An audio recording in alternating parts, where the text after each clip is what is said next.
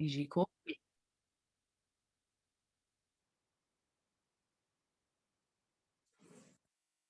Bienvenue à toutes et à tous sur un nouvel épisode de Parlons de votre mental. Ce matin, je vais du côté du sud-ouest, vers Toulouse. C'est bien ça? C'est ça, campagne toulousaine. Et je vais à la rencontre de Anne Ferrier-Brassard qui va nous dire un peu tout ce qu'elle fait parce que quand j'énumère un petit peu tout ce que j'ai pu lire sur LinkedIn, tu vas nous mettre un petit peu au pli parce qu'il y a plein, t'es un peu multifonctionnel. J'ai l'impression que tu fais plein de choses diverses et variées. En plus d'être une maman aussi. Écoute, enchantée Anne et écoute, bienvenue dans l'émission Parlant de votre mental. Et écoute, est-ce que tu pourrais te présenter un petit peu? Et bonjour Sébastien, bonjour à ton auditoire. Écoute, je suis ravie d'être là. Effectivement, tu dis multifonction, c'est vrai que ça me fait un petit peu penser au fameux couteau suisse. Écoute, je suis quelque part ce qu'on appelle aujourd'hui les slasheurs ou les multipotentiels ou moi je dis souvent pluriactifs. Je trouve que c'est plutôt, c'est assez clair. Et en fait, ça correspond à ce que Gabrielle Alberne, qui est une philosophe qui a sorti un livre là-dessus, appelle l'hybridation, et elle dit qu'on va de plus en plus vers l'hybridation. Moi, j'accompagne des personnes dans les changements de vie, notamment la reconversion professionnelle, et ça revient très très souvent.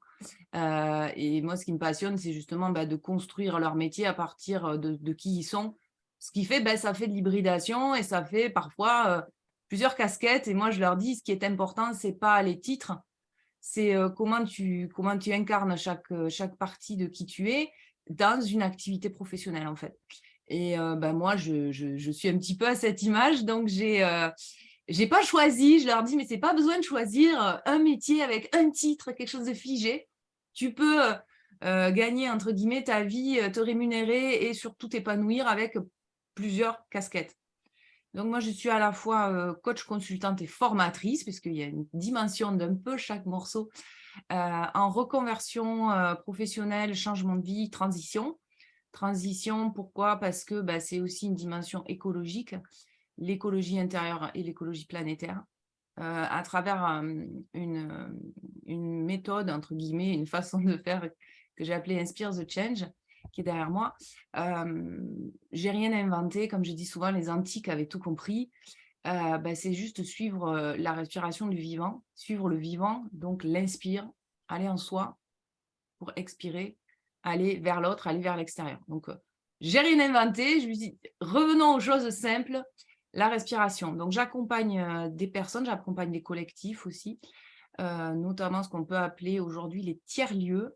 Et j'ai moi-même un tiers-lieu qui s'appelle l'écolieu du Merle Enchanteur, où on fait de l'écotourisme et où on organise et on accueille des événements dans le domaine du développement personnel et de l'écologie.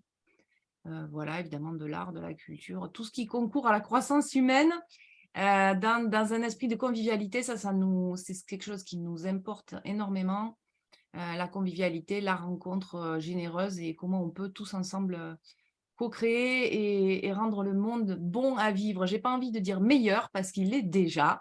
Ça dépend comment on le regarde.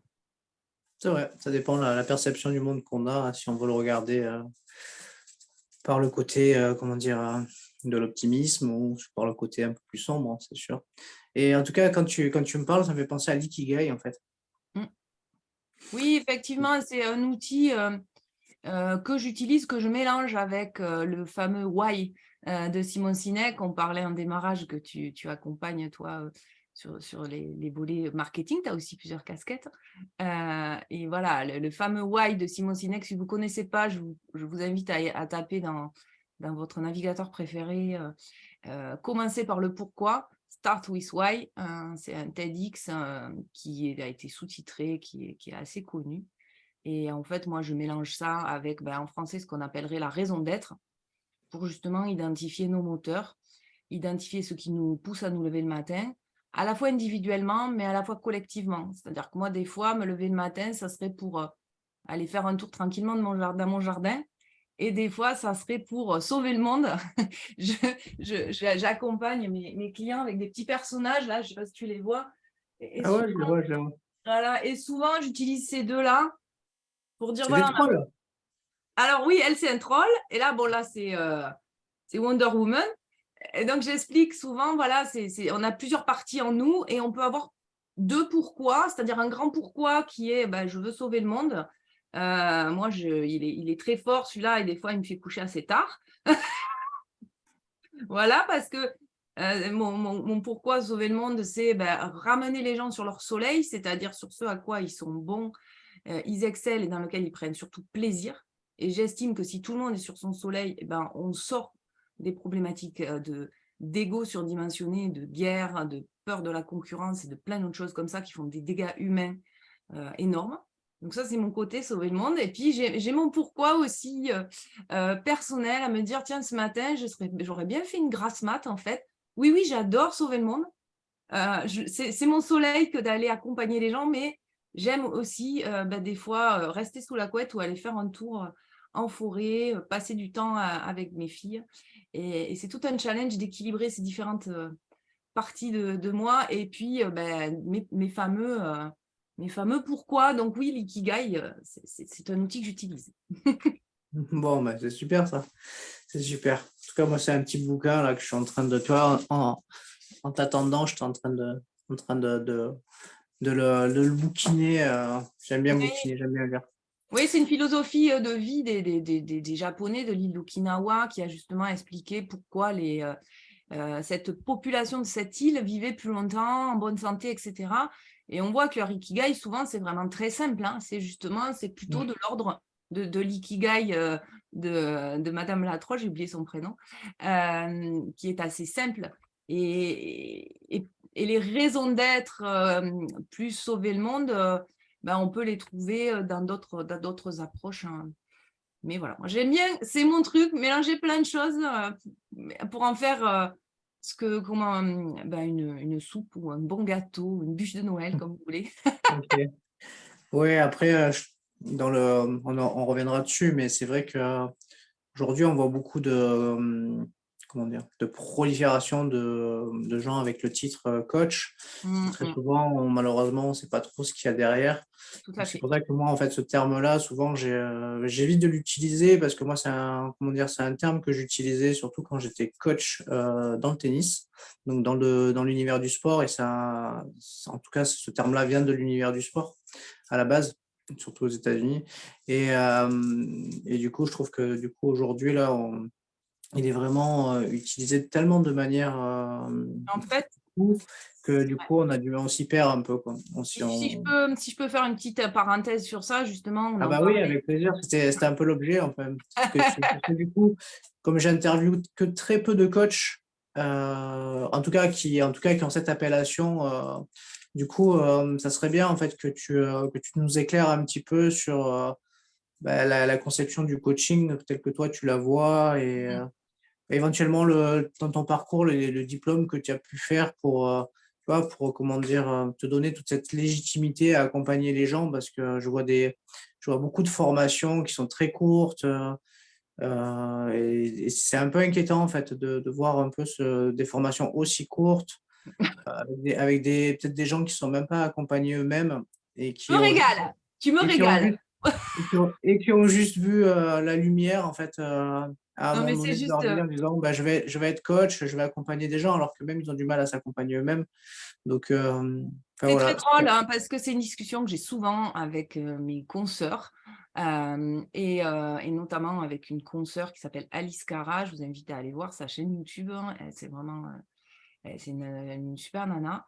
Et en fait, on parle souvent de ça. On en parlait encore hier, figure-toi. Donc en fait, pour revenir au terme, déjà, effectivement, c'est souvent un mot qui est compris comme sportif parce qu'effectivement, à la base, il vient du monde du sport et c'est un mot à consonance américaine. Mon formateur, Henri Arnaudy, un vieux monsieur qui vit en Ariège, qui a une expérience de vie, une grande expérience de vie, puisqu'il a plus de 80 ans, lui explique que le mot coach, il vient du mot cocher. C'est-à-dire le cocher, c'est le conducteur de la calèche, en fait. Sachant que la calèche, quelque part, c'est notre corps. Et la personne qui est dans la calèche, c'est notre âme. notre personnalité, pour ceux à qui ce terme ne parle pas. Et le cheval, c'est les émotions. Et donc, en fait, le cocher, il est là pour guider la calèche, éviter qu'elle parte dans le fossé parce que le cheval, tout d'un coup, il a vu quelque chose qui lui plaît, une herbe appétissante, et il part en embardé, vite, vite manger, ou alors il a quelque chose qui lui a fait peur et il se met à galoper dans tous les sens, et du coup, le passager brinque-ballet dans tous les sens, il ne sait plus ce qui s'arrive, ou carrément il finit à terre, la charrette explosée, enfin la calèche explosée, voilà. Donc, du coup, moi, je me suis longtemps posé la question, est-ce que j'utilise ce mot? Et puis, vraiment, cette définition d'Henri sur le cocher, je dis, mais oui, ça a du sens. En ce qui concerne donc je l'utilise, mais effectivement, dans mes appellations, notamment sur mon profil LinkedIn, effectivement, je le mets peu. Parce qu'il prête à confusion et que sur un profil LinkedIn, quand tu n'as pas les gens en face de toi, tu n'as pas le loisir de t'expliquer comment tu vois la chose. Donc, dans la façon de faire, un coach pose des questions. Ça, c'est la base du coaching. Ce n'est que poser des questions à son client et le laisser cheminer. Donc, c'est guidé, tu vois. Hop, un peu les rênes, tac, tac, tac. On guide. C'est la personne qui fait son chemin. Évidemment, le coach, il pose des questions orientées, il met la lumière sur ce qu'il a senti pour que la personne, elle chemine dans le sens où il semble que ça serait porteur pour elle. On travaille aussi les croyances, etc. La différence avec un thérapeute, c'est que le coaching est plutôt bref. On ne va pas passer 10 ans normalement en coaching, sauf si on adore son coach. Moi, j'ai tendance à kiffer les gens qui m'accompagnent, puisque, comme je dis souvent, on est la seule personne qu'on ne peut pas voir dans la pièce. Donc, le meilleur coach du monde aura besoin d'un coach. Donc, moi, j'ai besoin aussi de me faire accompagner. J'adore ça. Je noue des relations souvent profondes avec les personnes qui m'accompagnent. Donc, moi, ça peut durer des années parce que j'adore ça. J'adore me former, mieux me connaître, interroger ma propre pratique. Enfin, tout ça, ça me passionne. Et puis, l'être humain me passionne, la psychologie me passionne. Donc, c'est pour ça d'ailleurs qu'on avait évoqué que je vienne à ton Oui, podcast. puis je crois que c'est Caroline Mignot qui nous a mis en relation. Je crois qu'elle a identifié des points communs certainement à tous les deux, et il fallait qu'on se rencontre, je pense, C'est ça. sur tout ce que tu viens de dire. Alors, voilà, donc la thérapie, c'est quelque chose de plus long, où on va vraiment nettoyer les traumas, nettoyer tout ce qui nous perturbe profondément, j'ai envie de dire. Même si en coaching, on peut faire sauter des choses, on n'a pas besoin de remuer le caca, comme je dis souvent, ou d'aller voir papa, maman pendant longtemps pour faire sauter des croyances. On peut très bien en faire sauter et en placer des soutenantes, c'est-à-dire faire sauter des croyances qui nous plombent pour en mettre d'autres à la place soutenantes. En coaching, on fait ça et ça peut suffire. Hein. Pas besoin d'y passer 1000 ans. Mais pour certaines choses très profondes, il faut prendre le temps. Ça peut prendre des années et c'est OK parce qu'on y va comme un oignon. On parle de pelure, on en enlève une autre. On ne recule jamais, il faut le savoir. Des fois, les gens me disent « Ah, il faut absolument que je règle ça et je suis encore retombée dans ce problème. » Je dis « Non, tu n'es pas retombé dedans. Tu as affiné le grain. Au début, tu étais au primaire, puis après, tu es passé au secondaire, puis tu es passé au collège, et puis au lycée, et puis là, tu es à la fac. Là, la vie, elle t'envoie le même sujet, mais niveau fac. Donc, tu n'as pas régressé. Ça a vraiment, même quand on ne veut pas faire de thérapie, la vie fait ce qu'il faut pour nous faire croître et pour nous faire nous développer. Donc, en fait, on avance toujours, parfois avec des coups de pied au cul, ou des cadeaux mal emballés, ou des anges déguisés en trou du cul aussi, pour dire encore une autre image avec un gros mot. Voilà, ce sont des exemples souvent. Mais pas un bip. Voilà, des exemples pour montrer que la vie, de toute façon, nous fait progresser. Donc, moi, je ne suis pas thérapeute parce que je suis plutôt orientée concret, action. J'aime que ça aille vite. Et en général, les gens me qualifient de booster. Donc, je n'ai pas la patience. Et je ne suis pas la meilleure là-dessus. Je sais pas mon soleil, justement. Ce n'est pas mon excellence que d'être thérapeute. Donc, j'ai des partenaires thérapeutes exceptionnels, excellents, vers lesquels j'envoie mes clients quand il y a besoin d'aller en profondeur. Oui, tu réorientes. Voilà. Donc, j'ai une armée de guerriers de lumière avec qui je travaille et vers qui j'envoie. Donc ça, c'est la différence avec la thérapie. Et par exemple, quand je me présente comme consultante formatrice, c'est parce que des fois, pendant que j'accompagne, je vois quelque chose qui est juste évident et j'ai envie d'orienter la personne clairement en lui disant, va voir telle personne, lis telle chose. Et si je te dis ça, qu'est-ce que ça te dit? Et en fait, ça, c'est du consulting. Mhm. C'est du conseil, c'est-à-dire que j'analyse, je pose un regard et je fais des propositions. Et la personne ne prend ou prend pas, évidemment. Mais là, on est dans le consulting. Donc, c'est pour ça que je dis coach consultante et formatrice parce que j'aime énormément transmettre. Comme on dit, il vaut mieux apprendre à quelqu'un à pêcher plutôt que de lui servir son poisson tout prêt. Donc, en fait, moi, j'aime énormément transmettre. J'aime que les gens intègrent ce que je leur, ce que je leur apprends à travers les coachings pour qu'en fait, ils aient plus spécialement besoin de moi et qu'on puisse aller plus loin. Justement, ça, c'est un point important sur lequel on peut mettre le doigt dessus, c'est que quelqu'un qui accompagne ou un coach, quoi, en fait, va développer l'autonomie, c'est-à-dire qu'il ne va pas rendre dépendants les gens de soi, bien au contraire. Un Et ça, bon coach, oui. il Mm. faut l'avoir bien en tête parce qu'aujourd'hui, enfin voilà, ça fera toute la différence. Si quelqu'un tend à vous dire, bah, il faut encore tant de séances, tant de séances, tant de séances, fuyez en fait. C'est ça. Euh, Et en même temps, comme je te disais, comme je vous disais, j'aime. Moi, j'aime rappeler, reprendre une séance de temps en temps pour faire le point. C'est des choses que j'aime bien parce qu'il y a des choses qu'on oublie, parce que le coup de boost est toujours chouette. Hein, et donc, ça peut, hein, mais c'est pas la même chose. C'est-à-dire que c'est pas une dépendance de type gourou, de type groupie, où les gens sont oui, quelque après, part, attendent de toi la pilule magique et que tu vas les sauver. En fait, on n'est pas là pour sauver les gens. la pilule magique. La potion magique. Non, ouais, bah, en fait, la potion magique, on l'a en soi, hein, de toute manière. Hein. Donc, Mais on l'attend tous aussi, c'est complètement OK. On mm. est tous à des fois avoir envie que la personne, pas forcément en coaching, développement personnel, enfin, mais parfois aussi, voilà, toi tu es dans le marketing, mais Et est-ce que ça on vient a pas envie de... de trouver le prestataire qui va te faire le truc, qui va tout comprendre et qu'en 2 coups de cuillère à peau, ça sera réglé. On en rêve tous à des moments, mais il y a des choses qui prennent du temps. Est-ce que c'est pas un peu culturel aussi? On est quand même dans une société qui tend à nous, comment dire, à nous mettre encore des couches culottes, quoi. Donc Je on sais aurait... pas, c'est vrai que j'ai tendance des fois à comparer la société française à un peu des enfants et l'entrepreneuriat à devenir adulte. Je m'explique. En France, on a la sécurité sociale, on a le chômage, c'est super. Moi, je suis de cursus géographe, j'ai failli faire Sciences Po, donc la vie publique, l'intérêt général, la solidarité, c'est quelque chose qui m'importe énormément. C'est pour ça que le Merlin chanteur a une dimension économique, sociale et solidaire et mes accompagnements aussi. Mais il n'empêche que, c'est l'œuf ou la poule, je ne sais pas, il n'empêche que les Français ont énormément besoin de papa-maman. C'est toujours la faute de l'autre et ce n'est pas ma responsabilité à moi si je ne suis pas heureux dans ma vie.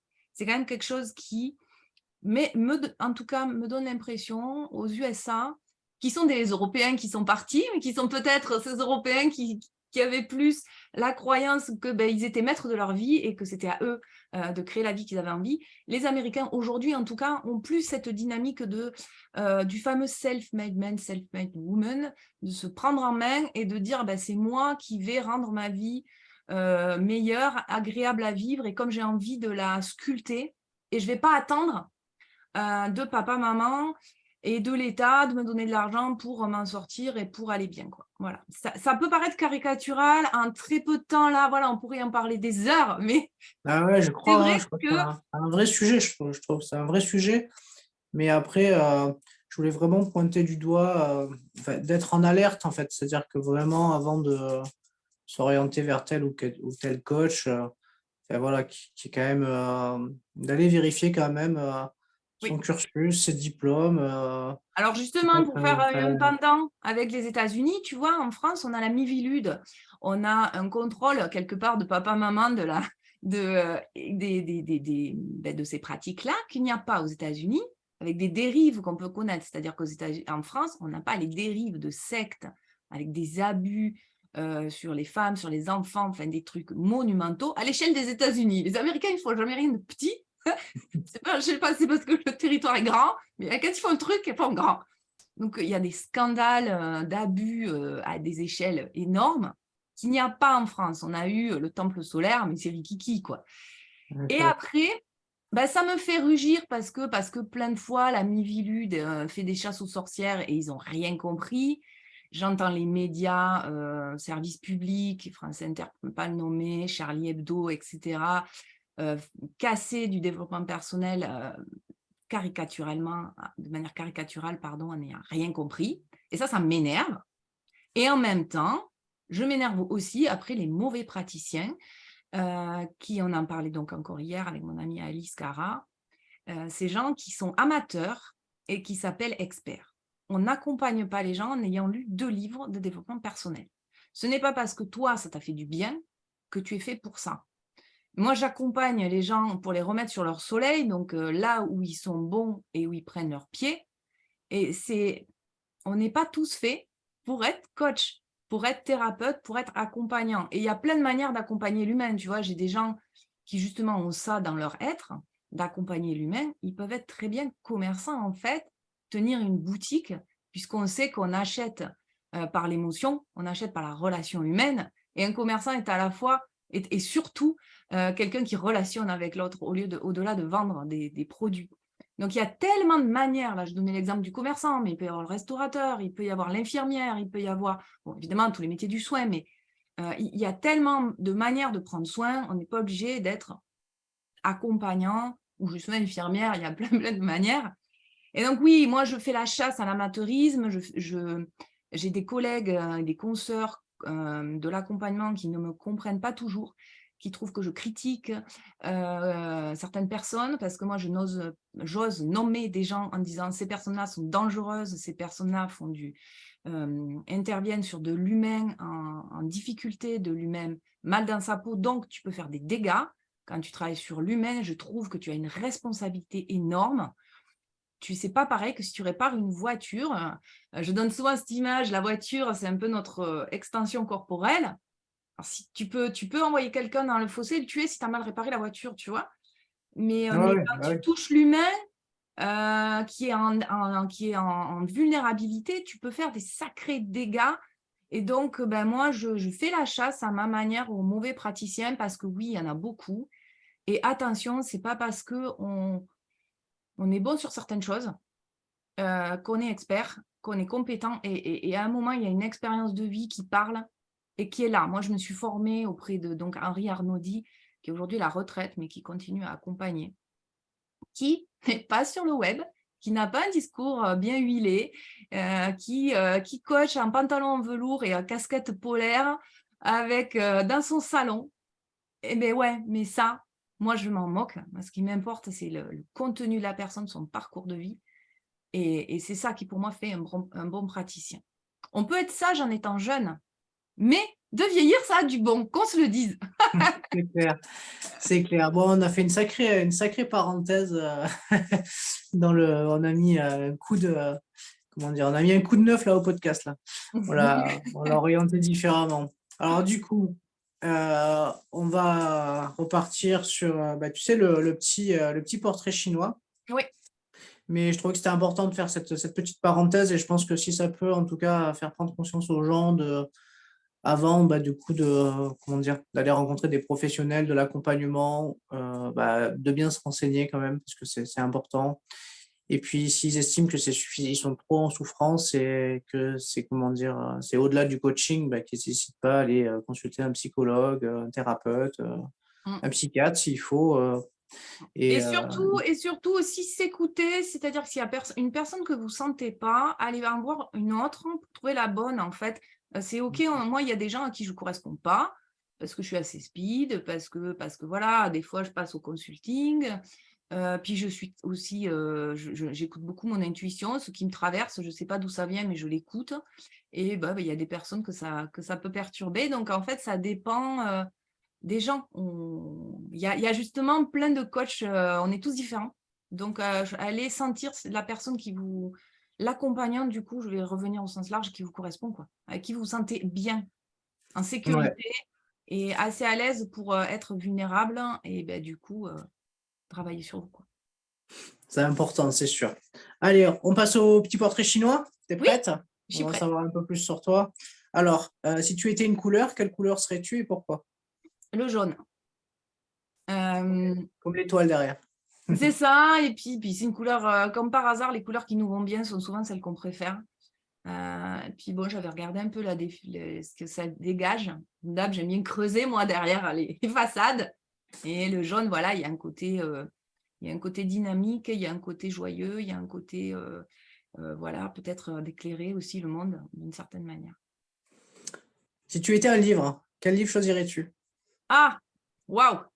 Alors là, quel livre je choisirais? Il y en a tellement en fait que je choisirais. Comme plein de personnes, j'ai la fameuse, pile de livres à lire, pas encore lus, peut-être que j'aurais jamais lu parce qu'on est tous, il y a des livres, on tombe sur une couverture, on se dit: «Il est pour moi» et si on ne le lit pas à ce moment-là, bah, après c'est trop tard. Donc il y a des livres, que j'ai lus, il y a des livres formidables que j'aimerais lire et que je sais qu'ils m'apporteront. Ah! J'en ai plusieurs derrière moi, tu vois? Je vois, ouais. J'en ai un en anglais qui s'appelle la pronoïa, qui parle justement de l'inverse de la paranoïa, qui est de croire que la pronoïa, c'est de croire que l'univers conspire en notre faveur, alors que la paranoïa, c'est, croire que l'univers, qu'il nous arrive que des emmerdes. Donc voilà, Intéressant, ouais, intéressant. Je ne connaissais pas ce livre. j'aime bien, OK, ce terme. adjugé. Le moment de la journée que tu préfères? Mmh, je suis pas trop du matin. Je suis arrivée un peu en cata au podcast d'ailleurs. Mmh. Je crois que j'aime bien justement, on avait une horloge dont la pile ne fonctionnait plus, j'en avais marre de changer la pile régulièrement et je m'étais dit: «Tiens, je vais la mettre sur l'heure que j'aime dans la journée» et je crois que c'est 15 heures. Parce que c'est le milieu de la journée, tu es pas en speed parce que c'est la fin, qu'il faut se dépêcher, tu es pas le matin pas réveillé. C'est un moment où l'été, 15 heures, le soleil est assez agréable. J'aime bien 15 heures.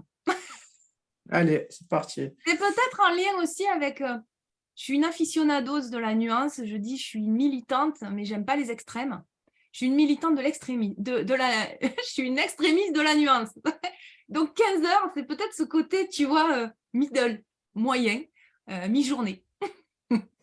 Ouais, c'est un bon moment de la journée, hein. Il y en a qui font la sieste à ce moment-là même, dans le sud, Ouais, c'est ça. après loin. Alors, si tu étais une qualité, quelle qualité serais-tu? Mmh,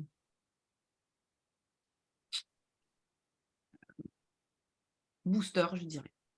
C'est souvent ce qu'on dit de moi. On me dit que je redresse les gens, que je les aide à, voilà, à reprendre leur grandeur et à aller de l'avant. Donc je dirais booster. C'est un mot anglais du coup, mais dynamique. Booster. Si tu devais choisir une citation qui te correspond, ce serait Ha! laquelle? Ha! Alors j'en ai plusieurs, si tu me le permets. J'en ai une que j'utilise souvent, c'est, «À toute chose malheur est bon». Une amie qui m'a enregistré un podcast justement, m'a présentée comme l'alchimiste, hein, celle qui transforme le plomb en or. C'est quelque chose que je fais depuis que je suis toute petite, en fait. Je trouve toujours, un côté positif à ce qui m'arrive dans la vie. Les petites, les moyennes, les grosses choses, il m'est arrivé pas mal de choses de plein de tailles, comme plein de gens. Et en fait, si je ne suis pas capable de trouver un enseignement et un côté positif à ce qui m'est arrivé, ça me déprime. Donc en fait, c'est ma survie. À toute chose, c'est mon mantra survie. À toute chose, malheur est bon. Il y a toujours quelque chose à retirer de ce qui nous arrive dans la vie. Et, j- Carrément. et mon deuxième mantra, c'est que j'utilise beaucoup en accompagnement parce que j'accompagne l'individuel, mais dans le collectif, ce côté, tu vois, société, inspire, expire quelque part. C'est ensemble, on va plus vite et plus loin. C'est-à-dire que je reformule tout seul, on va plus vite. Moi, j'y crois pas. Si on relationne et si on est chacun, si on apprend à relationner et qu'on est chacun sur notre soleil, et ben en fait, soleil plus un soleil plus un soleil, on va plus vite et plus loin quand on est plusieurs. Moi, j'adore les réflexions de type itérative où on est deux et on a une nouvelle réflexion à deux qu'on n'aurait pas eu tout seul. Et on a un autre éclairage et on a, enfin voilà. ensemble, on va plus vite et plus loin.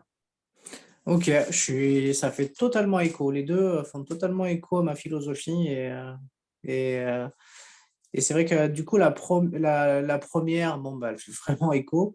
Et la deuxième, je l'avais retransformée de la même manière que toi suite à un exercice que j'avais fait dans mon DU de préparateur mental où on avait expérimenté en fait le fait d'être seul et d'aller chercher. En fait, on avait 10 indices et on devait aller chercher des objets, on était tout seul et on était face à une équipe qui était du coup constituée de plusieurs éléments et qui avait exactement la même liste d'indices. Et c'était pour montrer que bah, du coup, à plusieurs intelligences, on va plus vite pour Oui, trouver les objets.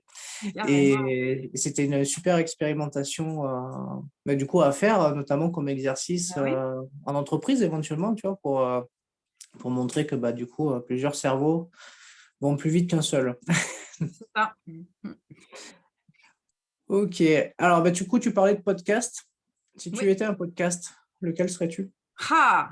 Alors, j'écoute peu de podcasts, figure-toi. Alors, je commence à être un peu déçue de France Inter. J'aimais bien France Inter, tu vois. Et je trouve que maintenant, ils font des analyses à l'emporte-pièce, trop rapides, caricaturales des fois. Et donc, je dirais du coup plutôt des podcasts. Ça me fait penser aux médias papier ou quand Le Monde était encore un journal d'investigation. Je me souviens, mon père s'énervait après Le Monde qui était devenu un papier avec des analyses bâclées. C'est là ce qu'on retrouve de plus en plus dans certains anciens médias. Je pense qu'il y a des histoires de concurrence, il y a des histoires d'argent, il y a des histoires d'aller vite. Je discutais avec une journaliste à Paris la semaine dernière qui me disait j'aime ce que je fais, mais j'aimerais prendre plus le temps d'investiguer les sujets qu'on me demande de traiter. Et donc, du coup, pour revenir au podcast, je te dirais un podcast que j'ai écouté il n'y a pas longtemps parce que je faisais beaucoup de route. Alors, c'est pas le tien, mais c'est un podcast long. Et j'aime finalement quand ça prend le temps de creuser. C'est celui de Génération Do It Yourself, et notamment celui où il interviewe euh, Mike Horn. C'est du coup un Ah, génial, podcast. My Ouais, Porn. c'est souvent un podcast. Celui-là, tu vois, j'ai pas tout écouté, tout m'a pas intéressé. Encore une fois, moi, c'est l'humain qui m'intéresse. Et du coup, c'est, tu vois, toi, dans les personnes que tu as interviewées, des personnes qui vont me passionner plus que d'autres. Et voilà, et donc d'avoir écouté Mike Horn pendant 3 heures, ben ça m'a passionné parce on est allé en profondeur, on n'est pas resté en surface et on est allé vraiment comprendre finement sa façon de voir la vie, sa façon d'être un aventurier de la vie. Et donc moi, ce que j'en ai retiré et que j'explique souvent à mes clients aujourd'hui, c'est je leur dis, euh, oui, c'est normal d'avoir peur de sauter, c'est normal d'avoir peur de changer de vie, mais on ne saute pas à poil. Mike Horn, il part en expédition préparée. Et pourtant, il ne sait pas où il va, il est dans le Grand Nord et personne n'y est pour lui dire comment ça se passe. Donc, mais il part préparé. Et une fois où justement il explique qu'il est parti à l'arrache, il y a laissé un doigt. Donc, Ah ouais, j'ai lu ses livres. J'ai lu ses livres. Ils sont voilà. extraordinaires, ces livres. Il faut Donc, les lire. c'est OK de partir. À un moment, il faut y aller sans tout savoir, bien sûr. Mais on se prépare et c'est complètement OK de se préparer. C'est clair. Allez, encore deux, trois questions et après on parle de ton mental. Si tu étais une musique, quelle musique serais-tu? Alors, en ce moment, je me suis mis enfin au chant. C'est quelque chose qui m'appelle depuis des années. On en reparler peut-être par ailleurs. Mhm. Quoi, ça y est, je m'y mets. Et du coup, bah, on a choisi que je chante Unstoppable.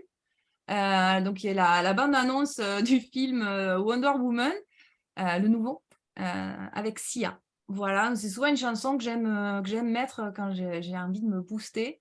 Et pour moi, elle montre, c'est pas de dire on est inarrêtable en étant rigide, en étant du coup cassant de l'intérieur et en disant jamais, même pas mal. Pour moi, être inarrêtable, c'est aller écouter à l'intérieur, aller soigner nos blessures, aller justement travailler notre résilience et continuer à aller de l'avant avec ce qui nous est arrivé, quoi. Tout à fait. Allez, un petit dernier. Oui. Si tu étais un film, quel film serais-tu? Ah, pareil que les livres, hein, il y en a plein. Mais un film que j'aime beaucoup. Pourtant, c'est pas le genre que je regarde.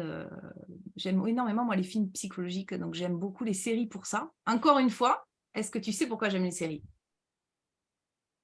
Est-ce que je sais pourquoi tu aimes les séries? Bah non, tu vas me le dire. Parce que c'est long, parce qu'on peut creuser les Ah, personnages. Encore la tu en même haleine. chose. Mmh, Voilà, mmh. j'aime et surtout les séries où on a des personnages, des caractères, où on creuse leur psychologie, on va derrière la caricature. Et voilà, moi, c'est pour ça que j'aime les séries, parce qu'on a le temps d'aller en profondeur sur les personnages. Et moi, du coup, je me prends d'amour pour les personnages. Mais pour revenir sur le film, du coup, ça serait un film d'amour qui s'appelle N'oublie jamais. Et c'est une histoire d'amour magnifique, hein, qui en anglais s'appelle The Notebook. Il y a pas beaucoup de films que j'aime revoir et ce film, je l'aime énormément. À la fois les personnages, à la fois l'histoire, à la fois, le message, à la fois les décors, enfin voilà, j'aime beaucoup, beaucoup ce film. OK, OK, OK. Allez, on va parler de ton mental, si tu es OK. Oui, est-ce qu'il est prêt? Est-ce qu'il est Ah bien oui, câblé? Parce qu'il s'est couché OK, il s'est couché très tôt ce matin, mon mental, il est là. OK. Si tu devais le définir, ce mot mental, quelle serait ta définition? Alors le mental, c'est ce côté, incarné terrestre. J'ai envie de dire, c'est ce qui est dans notre boîte crânienne.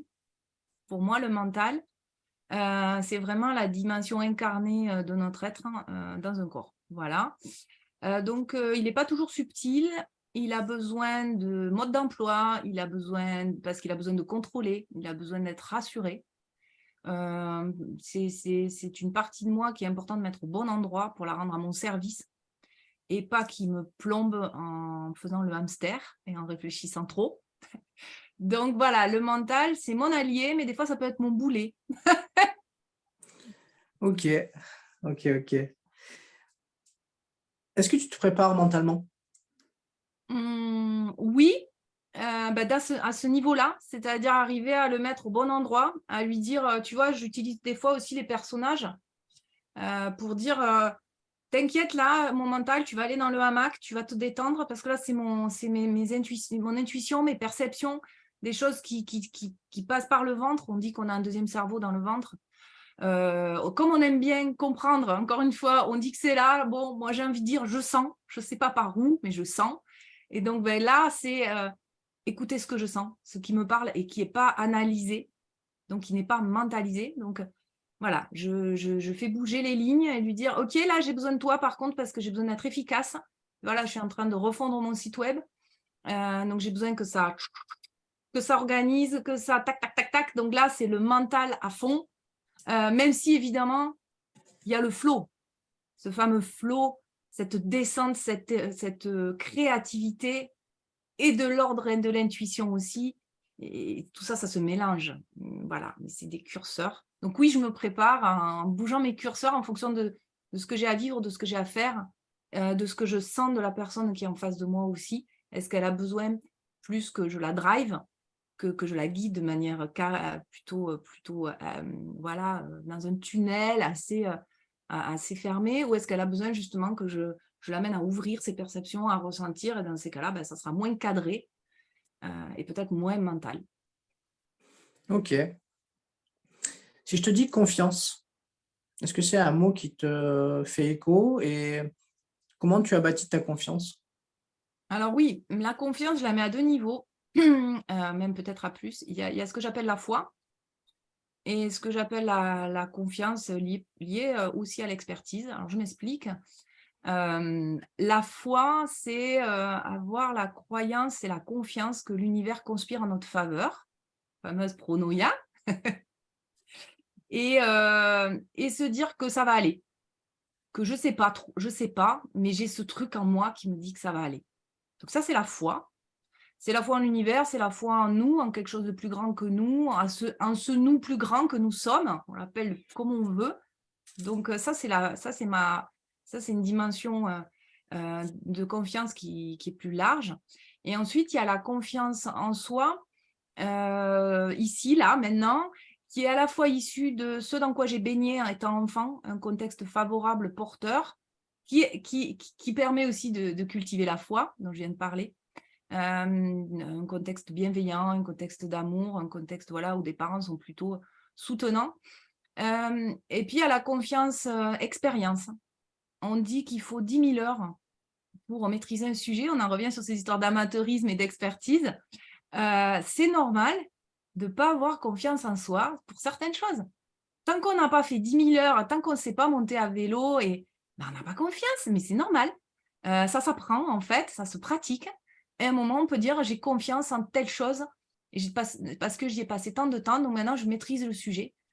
J'ai confiance. Voilà. Donc souvent, les gens assimilent aussi les manques de confiance au fameux syndrome de l'imposteur, notamment dans l'entrepreneuriat.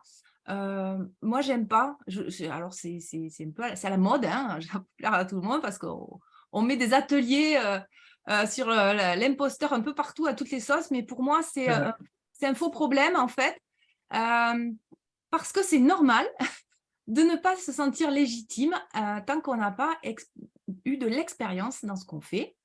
Et moi, je me sens de plus en plus légitime, plus j'accompagne des gens. J'ai complètement conscience de ma valeur, je sais ce que j'apporte aux gens, je sais que je suis sur mon soleil, je sais que je suis douée, mais je n'ai pas encore l'expérience d'Henri ou de ma thérapeute, mon excellente thérapeute Suzy. Je n'ai pas encore leur expérience. Je n'ai pas les heures au compteur qu'ils ont. Voilà. Ouais, tu as tout à fait raison, hein. C'est un peu comme, quand on apprend à faire de l'avion, en fait. Il faut un certain nombre d'heures de vol pour pouvoir, en tout cas, avoir différentes qualifications, mais c'est aussi une étude scientifique qui a été faite, en fait. Elle a été retranscrite aussi dans le sport, alors moi qui viens du tennis où, en gros, c'était 10 000 heures 10 000 heures d'entraînement, Ah, c'est ça. 10 ce qui correspondait à peu près à 10 ans d'entraînement, de pratique. Et ils associaient ça aussi à 1000 matchs de compétition, par exemple. Et tu C'est-à-dire vois, que ouais. ouais. Et tu vois, tu peux l'assimiler aussi à la confiance quand tu as une action juste et qu'on dit c'est l'intuition.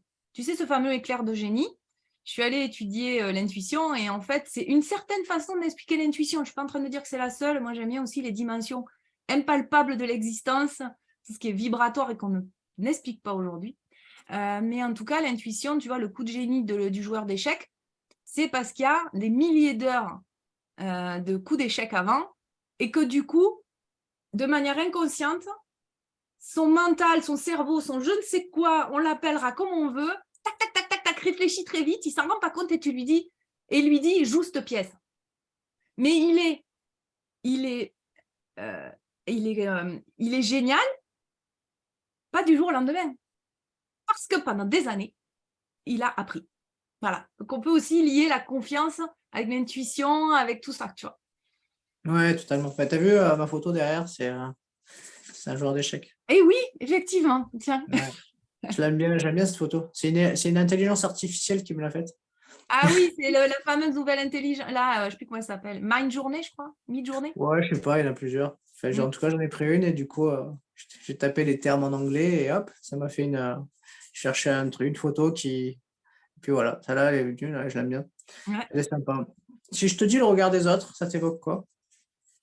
Ça m'évoque un chemin de vie qui est le mien, mais qui est celui de beaucoup de gens. D'où ta question. On vit en société.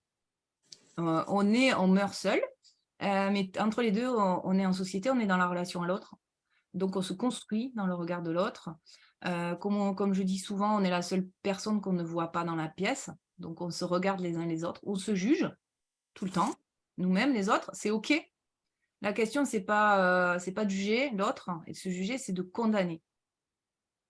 La bascule, elle est fine et c'est là, et la nuance est importante. Encore une fois, toujours des histoires de nuances.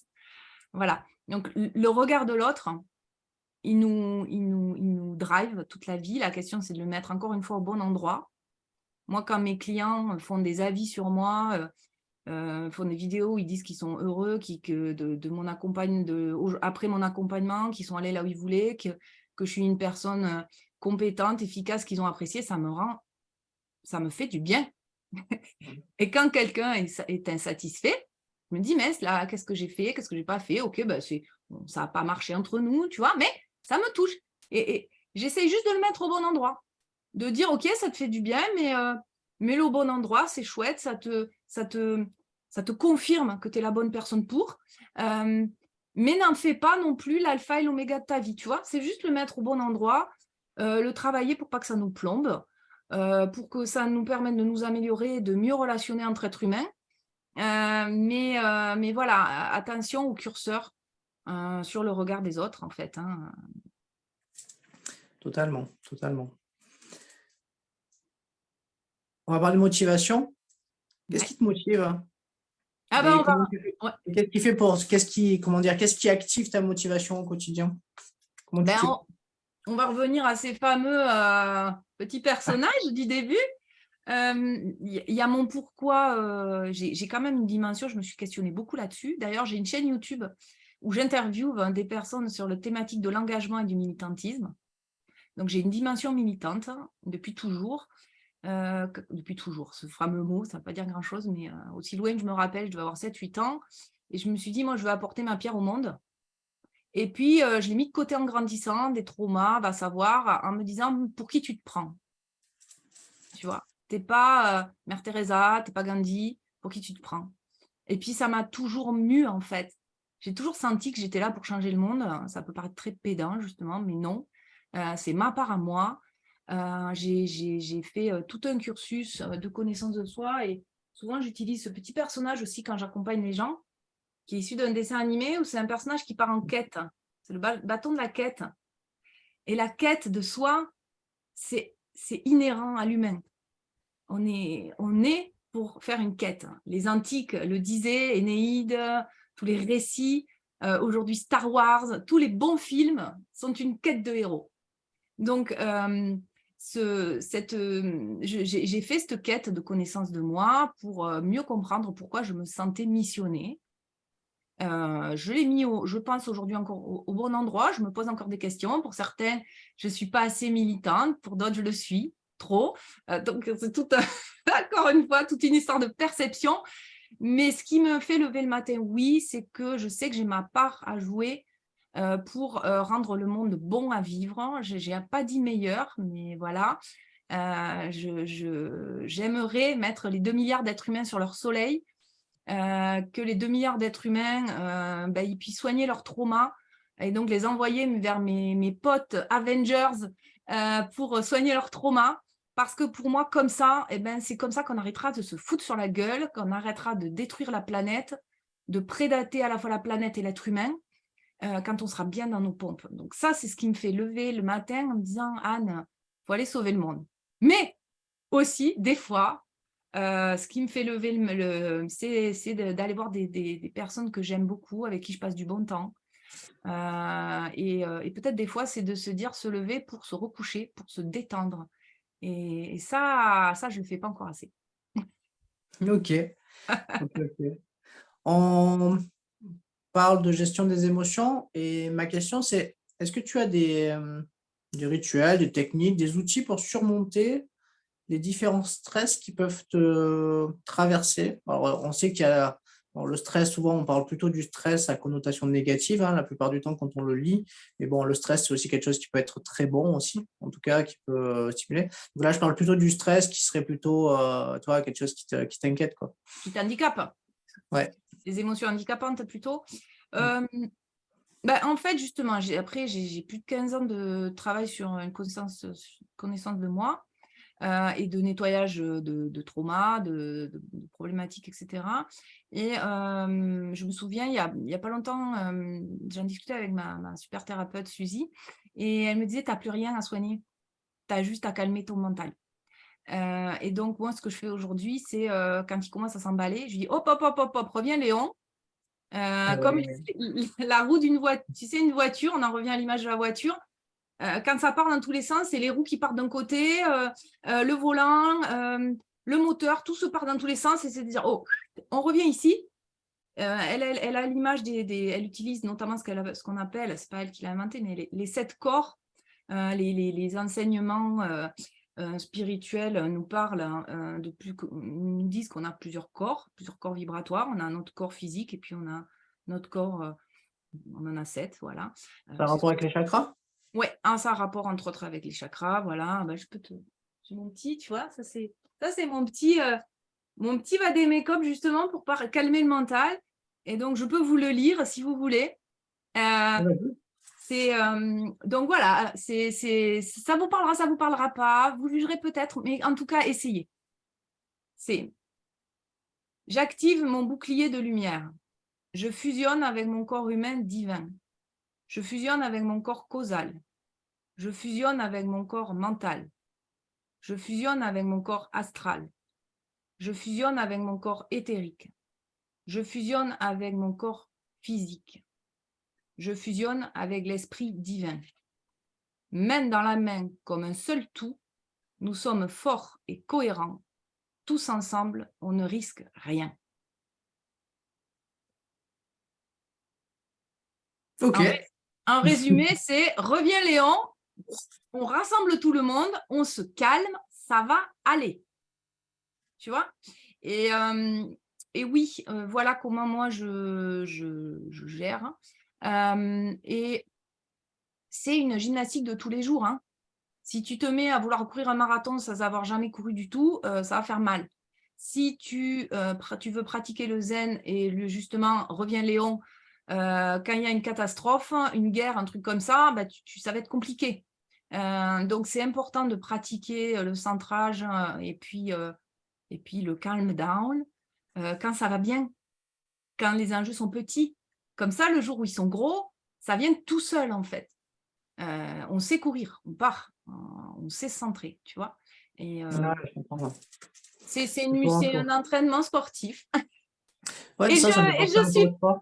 et je suis pas une athlète, hein, clairement, moi j'ai un moteur émotionnel puissant, donc voilà. Donc je me fais bananer régulièrement par mes Non, émotions. mais dans le sport, on parle souvent dans des moments importants de pensées parasites. Et du coup, souvent, on a un travail à faire pour du coup les calmer, pour calmer son mental en envoyant un peu ce qu'on appelle, tu sais, comme les scuds, quoi. On envoie des pensées parades qui viennent un petit peu contrer Oui, ces pensées qui auraient tendance à nous, on va dire, à nous inhiber et puis finalement à nous lever, à nous, comment dire, à nous disturber et à nous emmener bien loin de la concentration et des actions optimales qu'on a à mener pour être performant. Et souvent, bah, il y a quelques outils pour ça, pour venir un petit peu contrer ces pensées parasites qui sont souvent dues à un manque de confiance en soi évident, quoi. Et qui, et en fait, il y a aussi, moi souvent ce que je dis, quand on est fatigué, quand on n'a pas pris soin de notre véhicule corporel, on a moins de discernement, on se laisse plus facilement embarquer aussi. Donc des fois, rien que de dormir, je me le dis à moi-même, ça suffit. Dormez juste, c'est pas compliqué. Mais pour autant, on a du mal parce qu'on est sursollicité, parce qu'on se donne plein de missions. Il faut que je fasse ça, il faut que je fasse ça, il faut que je fasse ça. Donc, on ne se repose pas assez. Et puis, vraiment, loin de moi l'idée de dire qu'il faut dire ta gueule à tout ce qui nous traverse.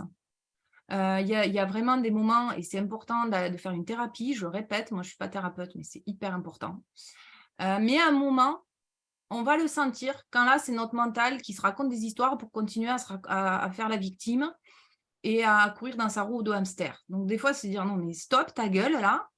Par contre, si tu veux, si tu as des doutes, moi, je suis quelqu'un qui doute beaucoup, on leur donne rendez-vous à nos doutes. Non, mais là, il faut que je sois concentrée. Donc, tu doutes, mais on se donne rendez-vous ce soir à 19h, on se prend 1 heure ensemble, toi mes doutes et moi. Tiens, tu les sors un peu de toi aussi, quelque part. Ok, coucou les doutes. Ouais, ça peut être lui, justement, avec son bâton de questionnement. Ok, Coco, je t'ai vu. T'as la trouille, t'as des doutes, ok. Mais pas pour l'instant. On parle plus tard. Tu veux bien? Tu vois? Et de les écouter aussi. C'est pas toujours de leur dire ta gueule, c'est dire, ok, là par contre, j'ai pas le temps pour toi. Un petit peu comme quand on a nos enfants qui ont besoin qu'on les remplisse, qu'on ait de l'attention pour eux. Et si on ne les écoute pas, ils crient encore plus fort. Donc, c'est de prendre 2 minutes en disant, oui, là, je ne peux pas en fait être avec toi, mais dans 1 heure, je suis avec toi et on passe du temps de qualité ensemble. ouais, c'est ça qui est important. Ouais. On peut pas, en tout cas, comme tu dis, on peut pas leur dire taisez-vous, vous n'existez pas en fait. Il faut en prendre conscience, les écouter parce que c'est souvent significatif de quelque chose qu'on a à traiter. Et ensuite, on peut très bien, ouais, comme tu disais, le différer pour être focus sur ce dont on a besoin sur le moment présent. Mm. Et souvent, c'est ça sert à ça aussi de faire un peu le bilan de sa journée, c'est un peu ce rendez-vous avec soi-même dont tu parles, quoi. Oui, tout à fait. Il y avait une personne, j'avais écouté en interview, elle parlait de la boîte à doutes. J'aimais bien. La boîte à doutes. Ok. Allez, dernière question. Et ensuite, on conclura cet épisode. Souvent, on entend que pour avoir une force mentale, il ne faut rien lâcher. Qu'est-ce que tu en penses, toi? Ah, c'est le fameux lâcher prise, la tarte à la crème du développement personnel, qui est pourtant souvent mal compris. C'est comme la loi d'attraction, comme plein de choses. C'est pas que c'est mauvais, c'est que c'est pas compris. Comme je dis souvent, les concepts, les mots, les outils sont neutres. C'est qu'est-ce qu'on en fait et comment on les comprend. Tu vois, je donne souvent l'image du couteau. Avec un couteau, tu peux te couper un doigt ou couper un morceau de pain et l'offrir à ton voisin. Donc avec le lâcher prise, c'est pareil. Et ce lâcher dont tu parles, il faut bien le comprendre. C'est-à-dire que moi, j'ai une autre, du coup, phrase fétiche qui n'est pas de moi, qui dit « L'art de vivre est un subtil équilibre entre tenir bon et lâcher prise. » On en revient à ma passion de la nuance. C'est qu'il y a des choses pour lesquelles il faut tenir bon. Et à un moment, quand on sent que ça force trop, que c'est pas le moment, que c'est pas clair, que la solution elle est pas là, là on lâche.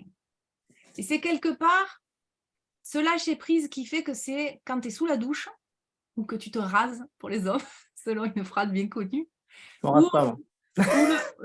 ou le matin au réveil que d'un coup tu as l'idée lumineuse. C'est parce qu'en fait tu as lâché prise. C'est-à-dire qu'à un moment tu tiens bon dans le sens tu réfléchis, tu remplis ton cerveau, tu lis plein de choses, tu cherches des solutions, et puis, bon, non, là c'est bon, la solution, je ne la vois pas, je ne trouve pas, c'est pas clair. Parce que tu as agité beaucoup le bocal, tu sais, comme un lac. Il y a eu une tornade, ça remuait, c'est tout boueux, c'est tout turbide, c'est trouble. Et donc, pour y voir clair, il faut laisser reposer les particules en suspension, donc nos pensées, nos réflexions, tout ce qu'on a agité. On laisse reposer au fond du lac et tout d'un coup, c'est clair. Donc, c'est ça. Le lâcher, pour moi, c'est on laisse reposer, on lâche, on laisse tomber, on y reviendra plus tard.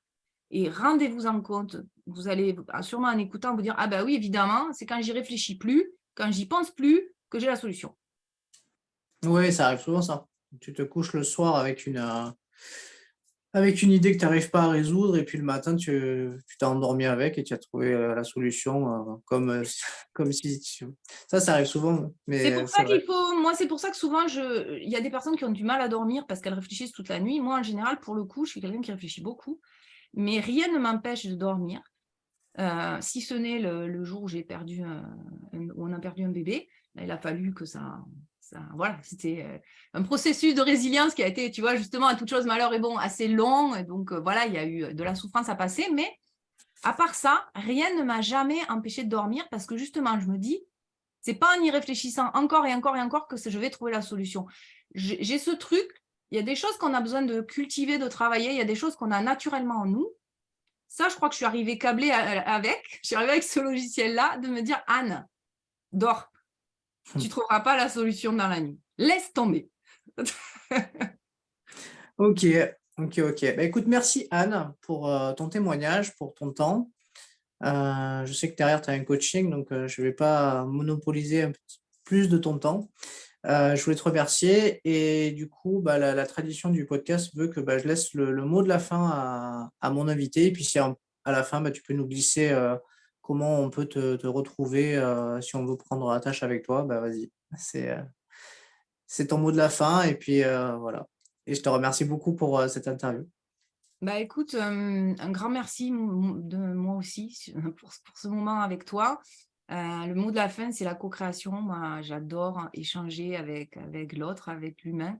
On en avait parlé avant pour parler de l'intérêt de faire ce podcast tous les deux. Vraiment, merci pour ce temps qui est court et que j'espère qu'on pourra poursuivre en off par ailleurs. Parce que j'aime, voilà, moi, tous ces sujets humains me passionnent. L'humain me fascine à tous les niveaux, tant dans ses côtés sombres que ses côtés lumineux. Je trouve l'humain fascinant. Donc, merci de m'avoir donné cette opportunité d'échanger et puis aussi de regarder dans le rétroviseur quelque part, de voir le parcours que j'ai fait, où j'en suis, parce qu'aujourd'hui, j'ai à cœur de transmettre. Un grand merci pour ça, Sébastien, d'avoir été le porte-voix de mon militantisme, de ma mission, d'une certaine manière. Et justement, si vous voulez voir ce que je fais, tout ce que je fais et avec qui, parce que moi, voilà, j'adore collaborer, vous pouvez aller, j'ai une chaîne YouTube qui s'appelle Anne Ferrier, où voilà, vous retrouverez plein d'interviews et où je pense que j'aurai plaisir, si tu es partant, Sébastien, à t'interviewer à mon tour. Écoute, avec plaisir. Ouais, je suis présente sur LinkedIn, Anne Ferrier-Brassard. Là, j'ai mis mon nom de mariée aussi. Voilà, parce que dans mon ancienne vie professionnelle, j'avais mon nom d'épouse. Donc, j'ai mis les deux. Je suis aussi sur Facebook, Anne Ferrier-Brassard, et sur Instagram. Donc là, c'est Anne Inspiractrice, parce que le côté inspiration et action. Je suis sur, j'ai dit LinkedIn, enfin, je suis un peu partout. Les gens me disent, mais comment tu fais pour être partout? En fait, comme j'adore justement être en interaction, découvrir l'être humain, du coup, c'est plein de canaux différents et d'approches différentes de l'humain. Donc, c'est pour ça que je suis partout. Alors, pas autant que, voilà, les journées n'ont que 24 heures. Et vous pouvez aussi, si vous voulez voir l'écolieu, on a aussi une page Facebook qui s'appelle Écolieu du Merlin Chanteur et une page Instagram qui s'appelle Cantomerly, Cantomerly. C'est le nom de notre lieu-dit qui s'appelle en occitan le merle qui chante. Donc forcément, le merle chanteur, c'était tout trouvé. Voilà, et puis j'ai un site. Ah ben oui, j'ai mon site web. Je me suis couchée à 4 heures du matin parce que justement, j'étais en le flow pour travailler sa refonte. Donc, c'est www.anne-inspiratrice, il n'y a pas le C là, inspiratrice.fr. Non, je dis n'importe quoi. Vous oubliez. www.anne.inspire-inspire.fr. Non, mais quelle honte. Voilà, là, c'est le manque de sommeil qui parle. Vous me trouverez. Ok, écoute.